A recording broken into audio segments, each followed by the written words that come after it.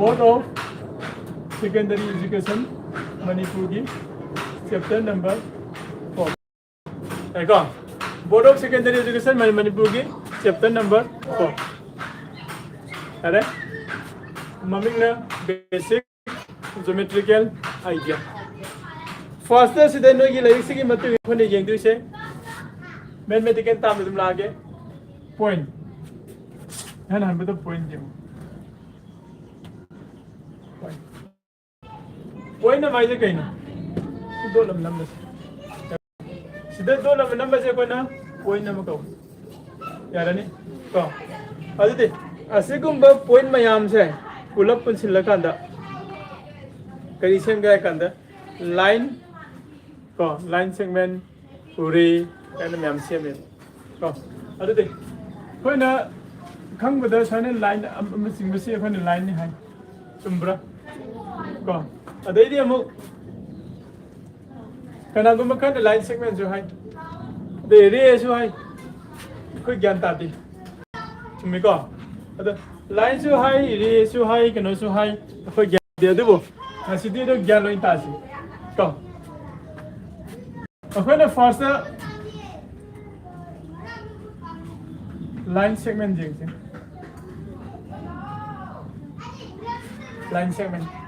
line segment aje kamai to bana ko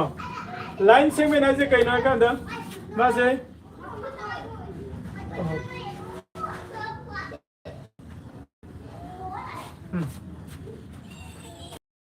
hore aduga b de loel ai bidi aho basu leiba aroi basu leiba ko points me samjin laga semba join tawse laga semba aduga figure do koina line segment ko bane ko aho basu leiba aroi basu leiba end point and the starting point do leiba points mayamna join tawse laga semba ko aduga figure se koina line segment ang khang naga ale ko the next do koi re yung re hai ga di aho badi leiba aroi badi lei ta ba re ko yani ko re ya di no ju khang ga ni noi gi sanana baga lei tro tum ka ba sum sana ba do te ka ba kan da amu yo ba do starting point di later na ka pa ni na ngom starting to oi ni start point end point di khang di taro ma pham do oi ni chumbra adu na re adu amana last one na line line hai re gadi ahu basu leita ba aroi basu leita ba adu guma figure do koi na line hai re khang na gani ba ya ko sina kari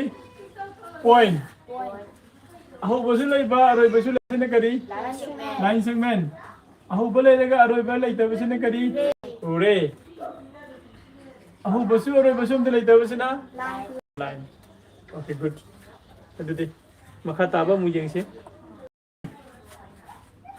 geometry da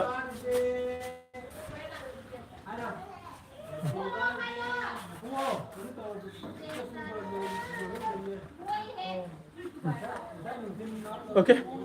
intersecting line hai ba intersecting line intersecting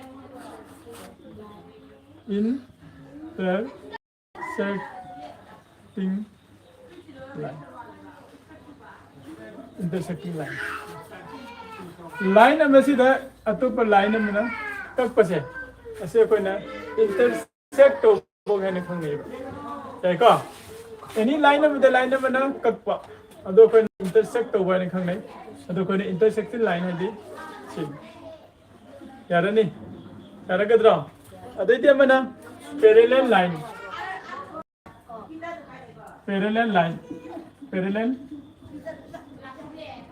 LINES lines intersecting lines and the parallel lines muna taw upon line अनि draw तौ मतम the सुम कक कक न दब अदम सांग स खा सु से एग्जांपल होइना सिदा लाइन अम लेरे को सिदा लाइन अम लेरे ko si line sina ko na AB na tholo sina CD hai si line ani se sum changdo ka se sungka kang na roi chumbra ko mafai ni se kang na ko sungai leita ba line se sina line ani se ko na parallel line hai na khang na gani aduga anywhere mafam da kang na riba line ani do aduna intersecting line hai na khang na gani yabra yari ko okay makha jing si okay si muthak ke yari ko sidagi ko na masa ko na line segment hai ko matam gar line segment ha mangan line segment to kari ni hai ba aho basu laiba aroi basu laiba line segment sidang good line segment ahum natraga ahum dagi henba 3 or more no line segment sina join tawsilaga semba figure sing do akoina kari to ge ha kanda polygon hai khang nei ba polygon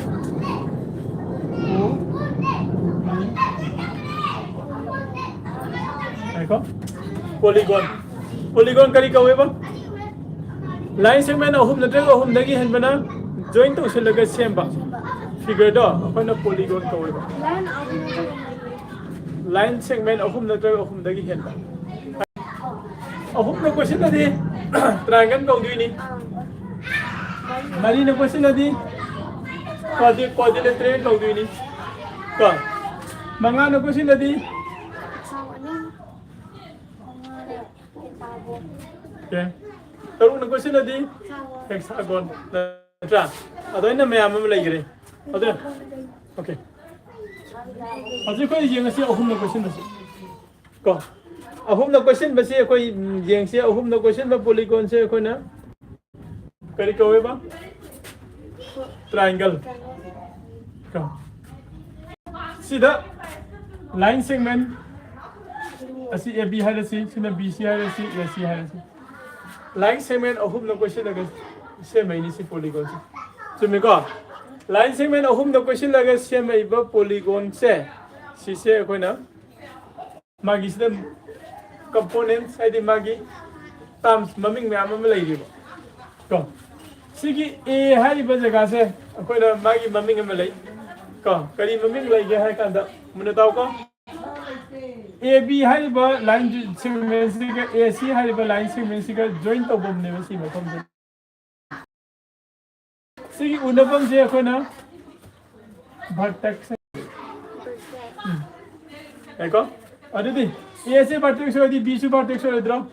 oini CC vertex ho gani triangle में the vertex क्या ले ली थी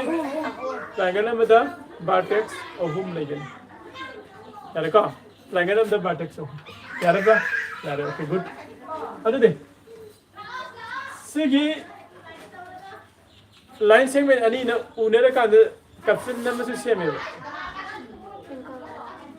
se caption na mai te lon da hai di ne seme ba caption je sin na khoi na angle line na khang nei ba angle देखो Aditi triangle ना मध्य angle क्या है में mister Mangal what are you thinking okay look at whiteboard triangle ना मध्य angle क्या form तो है ahum vertex क्या okay मुन तासी खंग ना बको triangle ना मध्य vertex ahum form तो है triangle ना मध्य angle ahum form तो है सी लगे triangle ना मध्य side क्या लगे दीदी साइड ऐसे ngसागी सिगी कोगी लाइन सेगमेंट सिंगनि को साइड है से अदि ट्रायंगल में द साइड अहुम नै ट्रायंगल में द वर्टेक्स अहुम नै ट्रायंगल में द एंगल अहुम नै को एंगल हारे गदि कोइना मागी द्रिगी लेगनि को अदि अतोपम ना ट्रायंगल में अपुन बे एंगल से सिगी अहुम सिगी अपुन बे एंगल से kaya ordinary kanda 180 degree होगा सारे बरा triangle मगी अपुन बे एंगल क्या लेंगे बा 180 degree very good okay यार का अम्मा ना 시 트라이앵글네. A, B, C. 하이브 시기 트라이앵글세. 시시다. 마기. 거. median 하이브 레이버. median. median. median से कहीं ना हरे कभी any vertex से मतलब मागी opposite side ते ले रिबा side तो any vertex से मतलब opposite ते ले रिबा side तो अदुदा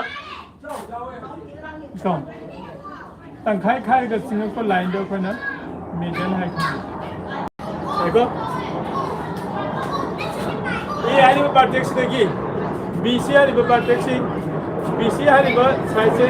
तंखाई खाई का सिंगल लाइन दो तो कोई ना वर्टेक्स है निकल मेरे सी एम है सी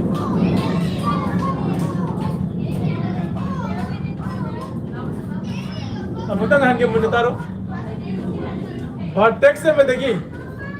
मागी ओपन ले लिबा साइड तो अदुदा तंखाई खाइबा इंग्लिश ता है गना बाइसेक्ट तो बाइसेक्ट तो लोग जी इबा लाइन सेगमेंट दो कोई ना median है निकल बोले सिने तंखाई खाई हाई बनी ना BM की असांग बसीगा MC की असांग बसीगा माना का नहीं है क्या ब्रा हंगो BCM thái độ anh thôi được đây này nâng ta hút được rồi chúng ta game mình ta rồi sẽ đi anh có vertex में देखी मागी opposite लेबा साइड तो तंखाई खाई का सिंगल लाइन दो करी कवे बा median अदु दे ए हरि vertex देखी BC तंखाई खाई दी M दे तारे अदु दी सी की लाइन से median कवे सीधे median से ना BC तंखाई खाई रनी ना BM का MC का मान नहीं है तारे को अदु दे सब मान ना B देखी मागी opposite की AC दे से तंखाई खाई भी आबरा यार सीधे मागी ऑपोजिट से तंखाई खाई भी आबरा या अरे ट्रायंगल में मतलब मीडियन क्या लगेनी अहुम अरे को ट्रायंगल में मतलब साइड अहुम लगेनी ट्रायंगल में मतलब एंगल अहुम लगेनी ट्रायंगल में मतलब वर्टेक्स अहुम लगेनी ट्रायंगल में मतलब मीडियन अहुम लगेनी अदुगा मीडियन नतबा अल्टीट्यूड है बमसे लेरी को अदुना है मुक्ताके मैं नसी खरवा हिमालय को cái con